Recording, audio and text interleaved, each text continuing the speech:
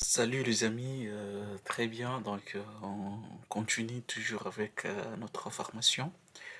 Après avoir fini avec la modélisation des data warehouse, le processus de modélisation, et également le processus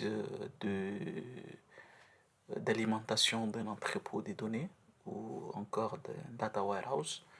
Donc, on continue avec cette méthode de modélisation des données MERIS et comme ça, notre formation, elle sera complète. Puisque la modélisation d'un entrepôt de données, elle concerne les trois modèles. Donc, on a le modèle en étoile, le schéma en étoile, on a le schéma en flocon de neige et on a le schéma en constellation. Et parmi tous ces modèles, ou bien tous ces schémas, d'habitude on choisit toujours le modèle en étoile pour l'implémentation de notre entrepôt de données.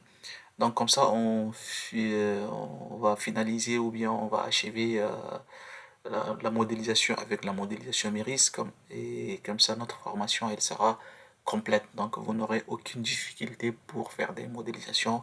Par exemple, si par exemple je vous demande d'implémenter une base de données transactionnelle, le OLTP, on peut le faire avec cette méthode de MERIS.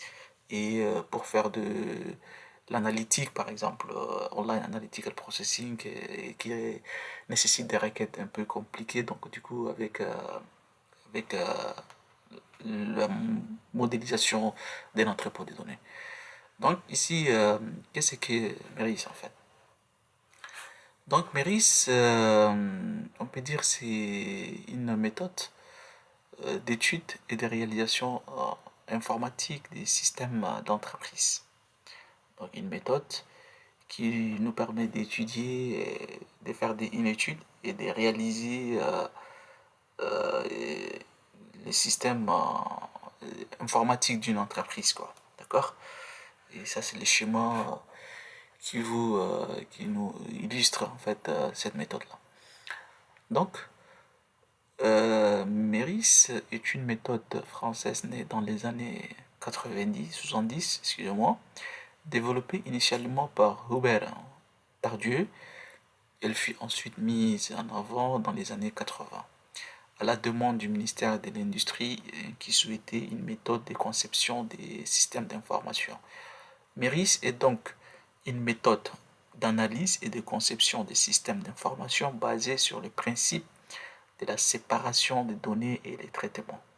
Elle possède un certain nombre de modèles ou schémas qui sont répartis sur trois niveaux. Donc les trois niveaux qui sont les modèles dans les modèles conceptuels des données, donc les MCD, et le modèle logique des données, les MLD, et le modèle physique des données qui est les MPD. D'accord? Donc ici, MERIS est conçu systématiquement pour répondre à l'analyse et la conception des systèmes d'information, puisque dans chaque entreprise, les systèmes d'information, c'est quelque chose de très très très important. Ça, c'est dans les années 70, avant l'arrivée de UML.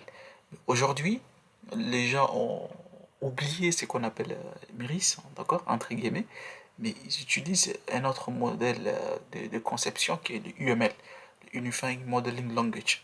Donc, c'est ça aujourd'hui ce qui est utilisé beaucoup plus, surtout en développement informatique, en tout ce qui est codage, en tout ce qui est, voilà. Mais Miris, pour moi en tant que consultant en data, en tout ce qui est business intelligence, pour moi Miris c'est une très très très bonne méthode de modélisation des données en fait.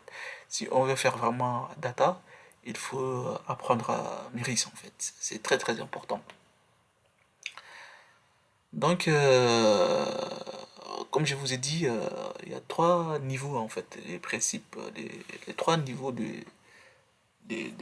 modèle MERIS. Voilà, je vous ai montré ici. Ici, la séparation des données et des traitements. Donc, elle possède un certain nombre de modèles ou schémas. Donc, c'est ça le modèle. On a les niveaux conceptuels, d'accord? Au niveau des modèles les niveaux conceptuels, on a le modèle conceptuel des données qui est MCD. On a au niveau logique ou organisationnel, on a les MLD, qui est le modèle logique des données. Et au niveau physique, on a le modèle physique des données qui est MPD. D'accord? Donc, maintenant, la séparation entre le modèle des données et les modèles des traitements. Le modèle des données représente les entités du système et les relations. Ça, c'est le modèle des données. Mais au niveau du modèle des traitements, représente les actions et processus qui sont réalisés sur ces données-là. On verra ça. Donc, en résumé, on a trois en fait. En résumé, si on peut résumer la MIRIS, comme je vous ai dit, c'est une méthode d'analyse. On va analyser. Mais qu'est-ce qu'on va analyser? On va analyser les trois niveaux. Les niveaux conceptuels, les niveaux logiques ou organisationnels et les niveaux physiques. Le niveau conceptuel qui est les MCD, les modèles conceptuels des données. Le modèle logique ou organisationnel qui est les MLD, les modèles logiques des données. Et le modèle physique qui est le modèle physique des données. Donc pourquoi modéliser en fait? Euh, Pourquoi modéliser? Donc on modélise pour, euh, pour implémenter quelque chose, pour répondre à un besoin en fait. D'accord? Exemple, hein, ça c'est une table. L'ensemble d'enregistrements dont chacun est composé par les mêmes champs de données. Ça c'est un champ de données, d'accord? Le marque, modèle, cylindre et poids, ça ce sont les champs de données par exemple. Après, si on va créer une base de données, on va implémenter cette base de données là, on va créer ce qu'on appelle une table. Donc, dans une table, on aura des enregistrements. Mais avant d'enregistrer les données, il faut qu'il y ait d'abord ce qu'on appelle les champs des données en fait. Donc c'est ça les champs, ce sont les champs des données. La marque c'est un champ des données, le modèle c'est un champ des données, les cylindrés c'est un champ des données, le poids c'est un champ des données en fait.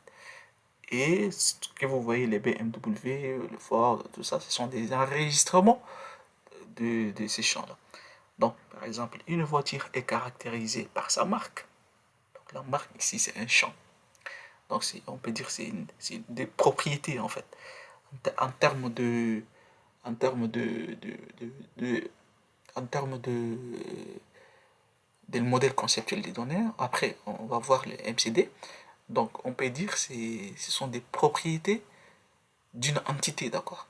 Ici, notre entité, on peut dire une entité voiture. Donc, une entité est représentée par ses propriétés.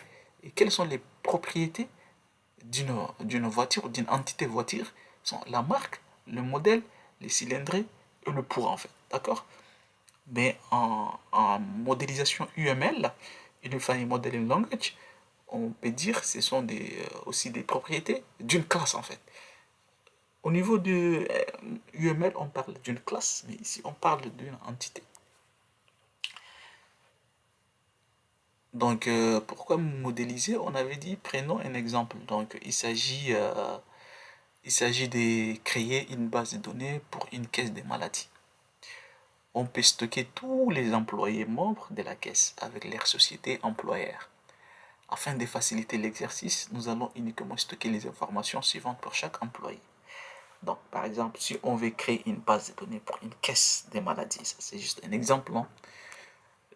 Par exemple, la CEPAM veut créer une base de données pour les malades. Donc, on veut stocker tous les employés membres de la caisse avec leur société employeur. Afin de faciliter l'exercice, nous allons uniquement stocker les informations suivantes pour chaque employé. Donc, les numéros de l'employé, c'est-à-dire les numéros de sécurité sociale. On a les noms de l'employé, bien évidemment, les prénoms de l'employé, bien évidemment, les numéros de son entreprise, là où il travaille, bien sûr, les noms de son entreprise. Donc, toutes ces informations, elles sont utiles en fait. Ça, on les appelle des données d'une base de données. D'accord? C'est pourquoi, normalement, je dois faire qu'est-ce qu'un système d'information. On verra ça. La localité où se trouve l'entreprise, bien évidemment. Donc, à première vue, la solution suivante s'impose. Vous voyez, n'est-ce pas? Donc, on a les noms de l'employé, les noms, les numéros, non, ça c'est les numéros de l'employé, les noms de l'employé, les prénoms de l'employé, les noms, les numéros d'entrée, d'entreprise plutôt, les noms d'entreprise et la localité. Donc ça, ce sont une table avec l'ensemble des champs et des enregistrements en fait. Ça, ce sont les données et on va répondre à une information. Donc, en grosso modo, euh, comme je vous ai dit, la modélisation des données avec Meris, c'est l'un des éléments plus connus en fait, ou bien l'un des méthodes, l'un des éléments en fait, on peut dire le plus connu de la méthode Meris, c'est le modèle conceptuel des données. Donc, qui repose, comme je vous ai dit, sur les formalismes entité-association. Donc, on va voir après maintenant le modèle conceptuel de données.